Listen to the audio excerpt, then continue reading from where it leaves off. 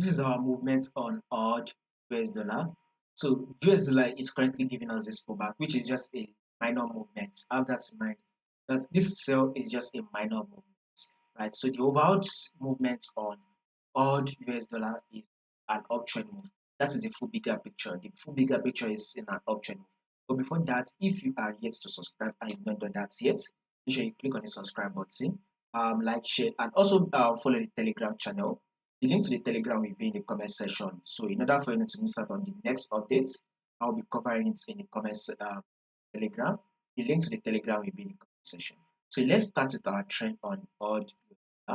So if this is our high, and here comes the higher low. This is also the higher high, and here comes the higher low right here. This is also an higher high, and here comes the higher low, right? So with this higher low, we are expecting market to push up one more time and form a new higher high. So in a bullish move is what we should be anticipating for next on our odd US dollar. So right, that is the overall trend. That is probably for swing traders, right, or position traders, or a long-term traders, we should be anticipating for a bullish move. But for day traders, market is likely going to give us one more sell. Why are we going to be expecting that one more sell? Is that when you take a look at this your 4-hour time frame, the current trend says it is bearish. This is the current trend, which is the low and the lower high. This is the lower low and lower high. This is also the lower low, and here comes the lower high, right?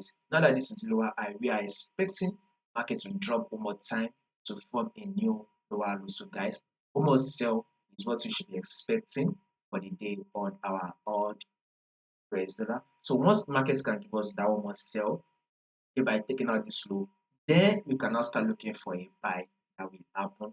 But more updates will be covered on this. So in order for you not to miss out on those updates, subscribe and click on the bell notification